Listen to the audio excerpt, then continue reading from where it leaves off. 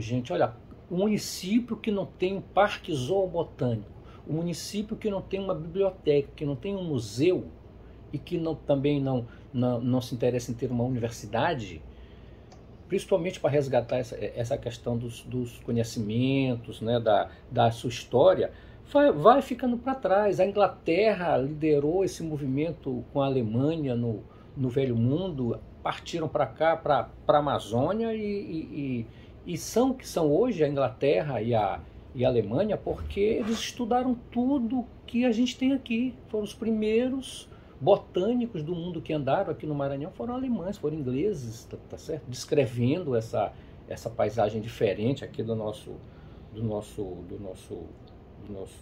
ecossistema de transição aqui entre a Amazônia. Nós somos uma Amazônia diferente. Isso logo nos anos 1800, isso já foi detectado por botânicos famosos do mundo. Então, é interessante que se tenha isso, um resgate das plantas nativas, das plantas que ainda estão vivas por aí. Em algum local do seu município tem que ter isso, um parque zoobotânico, onde você não só mantém as plantas antigas que ainda estão produzindo flores e frutos, como você também produz as mudas e estimula o estudo disso. E isso parte daí, de um parque zoobotânico, uma área bem preservada do município, onde se enriquece com mais espécies de vegetais da própria área. E é importante também a parte acadêmica, que é a coleção morta, digamos assim, né? A coleção seca, que é chamada, que a gente chama em biologia, que são as essicatas. E tem também a parte da coleção de madeira, por exemplo, pedaços de madeiras cortados. As coleções de madeira da Amazônia são lindas, madeiras de todas as cores, para todos os fins, de todos os cheiros, né? E tem também a coleção de frutos secos e até coleção também de fotografias. Então, os países que saíram na frente, a gente teve o reflexo disso aqui no Museu Emílio Gueldi. Foi criado aqui em Belém em 1911, veja bem, um ano depois da passagem do cometa de Halley, né, pela Terra. Então criou-se o Emílio Gueldi e, por interferência pelo sucesso que o Emílio Gueldi fez até hoje, e o Belém do Pará saiu na frente, até pela sua posição geográfica, né? Na década de 60, provavelmente, um botânico famoso de Belém, chamado Ricardo de Lemos Frois, propôs para cá, para o Maranhão, através do deputado na época, o Travassos Furtado, que se instalasse imediatamente um herbário, uma coleção de plantas vivas, uma coleção de plantas secas, porque a flora maranhense era diferenciada e tinha que ter esse cuidado. Então, já na década de 60, né, ainda era o Instituto Agronômico do Norte. Eu estou aqui com um documento aqui que eu guardo para fazer uma doação ao museu. Plano para a organização de um herbário no Maranhão. Eu peguei o nome dele todo, Ricardo de Lemos Frois. Então, esse senhor já propunha nesta época que a gente criasse. Você está falando de que ano? Não sei mais ou menos, porque não foi datado aqui. Eu tentei até localizar, né? O Travassos Furtado foi de 46 até 67, ele foi deputado estadual por Viana, no Maranhão. Então, nessa década de 60, né, no máximo até a década de 60, já era para nós termos saído na frente. Isso só vem depois, graças a Deus, né? Vem com o nosso herbário do Maranhão, o herbário do Departamento de Biologia, que conta com mais de 11 mil essicatas, a gente se orgulha muito disso, e que teve a primeira essicata, quer dizer, a primeira planta que foi cortada no mato e seca para fazer a nossa coleção da UFMA, foi uma planta chamada geniparana, uma planta de flores cheirosas, brancas, belíssimas, e que você pode escrever também, não se preocupe se é com G, se é com J, porque pode ser com G ou pode ser com J, do Tupi-Guarani. Então, coletado pela professora Ilse Gottsberger, uma alemã que aqui esteve trazida pelo professor Warwick Kerr. Então, na BR-135, eu fiz parte dessa viagem, a gente passando pela BR-135, de repente os arbustos de geniparana cheirando na estrada. Para o carro. A professora coletou, então foi esse primeiro, o início dos nossos herbários aqui na nossa UFMA. Lembrando que a gente perdeu essa oportunidade de ter feito isso na década de 60, e já estaremos bastante adiantados, porque teríamos contado com espécies que já até podem estar extintas. Qual seria? Você está falando, eu estou aqui quase na hora do meu intervalo, Mas me diga uma coisa, aí eu fico pensando, qual é o papel das universidades nessa história? Nos cursos, qual seria o curso mais específico? Você está falando da UFMA. A UEMA tem agronomia, A não tem? UEMA tem também o seu Entendeu? Eles têm herbário um bem herbário. estabelecido. Temos também um herbário temático que é da professora Terezinha Rego, o herbário Ático Seabra. Então, esse na área de farmacologia. Começa com a farmacologia. O principal interesse de todo mundo nas plantas amazônicas é a farmacologia. E essa planta amazônica, essa vitória amazônica que me surpreendeu até hoje, até agora como botânico eu não sabia disso, né?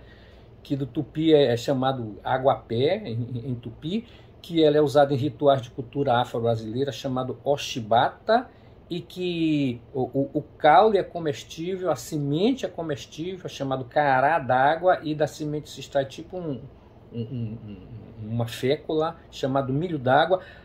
A folha chega a ter 2,5 metros de diâmetro, quer dizer, e suportam 40 quilos em cima. A flor abre 40 quilos. A flor abre à noite, é uma flor noturna grande de 30 centímetros de diâmetro com cheiro adocicado de abricó, isso para atrair o polinizador, que é um besouro que vem andando ali por cima, né?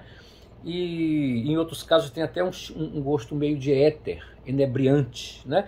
E uma coisa que me surpreendeu também, que eu não sabia, ela pode ter flores, existem variedades de vitória amazônica, de flor branca, de flor lilás, de flor roxa, de flor rosa e de flor amarela. Então uma riqueza fantástica. E encerrando aqui que o suco das raízes é usado pelos índios como tintura para o cabelo ficar pretinho, né? Eu até vou procurar.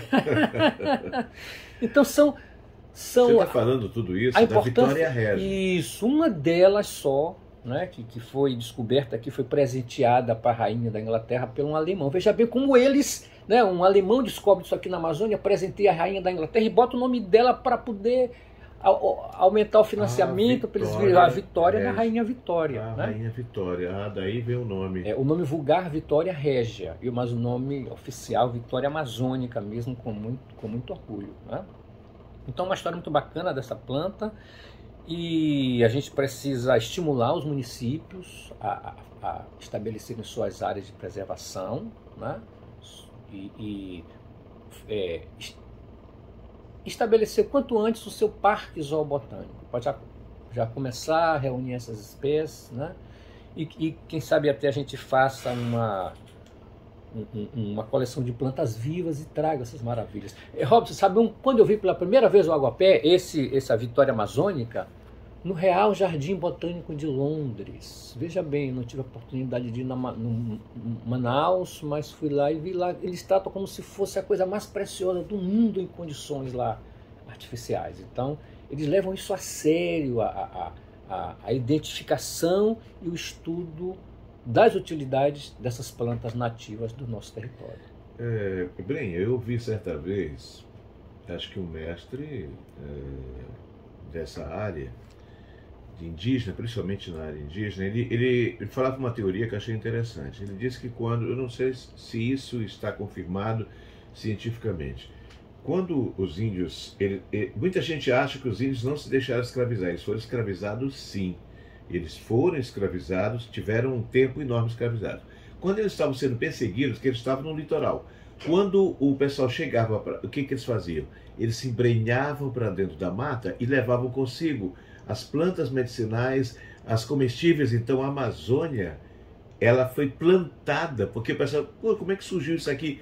Muito do que está plantado lá dentro existe. Você viu alguma coisa a respeito? Que os índios, quando eles eram atacados, muitos deles morriam no caminho porque eram os responsáveis por levar mudas de plantas que seriam plantadas para onde eles iam. Eles tinham essa preocupação. E eles viveram muito tempo, Robson, em paz, numa absoluta paz, até a chegada desses estrangeiros malvados aqui, porque houveram estrangeiros bem intencionados, como eu falei, né? Que não geraram conflito com eles. E aí eles começaram a fazer as migrações atrás das terras sem males, a terra sem males. E os tupis aqui foram até, com os guaranis, foram até no sudeste do país e voltaram. E se estabeleceram, veja bem, há 14 mil anos atrás, há registro de uma grande quantidade, de um assentamento enorme entre Santarém, Manaus e uma outra cidadezinha chamada Óbidos, que tem um nome parecido com Ábidos, lá do Egito, né?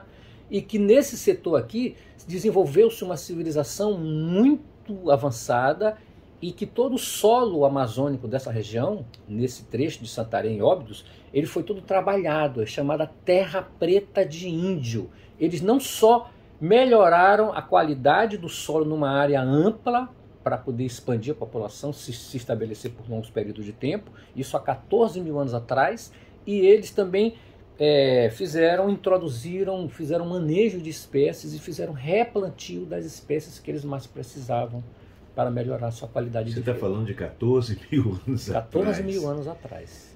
É bom que o ouvinte saiba que hoje você tem como registrar isso com carbono, que é... Carbono 14, que isso. faz teste daquelas coisas de através dieta. das tralhas. Então, veja como é importante, você tem no seu interior, em algum lugar aí que tem a pedra de curisco de índio, vaso velho, potes de cerâmica quebrados, e você pega um artefato desse, Robson, antigamente eles lavavam, eu até lavo os meus, a pedra vem muito suja, coisa, lava, mas hoje em dia não se lava mais, porque quando você acha um utensílio desse que foi utilizado pelos índios, a partir do momento que você não lava, você bota no microscópio e você vai detectar ali pedacinhos de alimento, pedacinhos de comida, pedacinhos das próprias células do índio que estava ali manipulando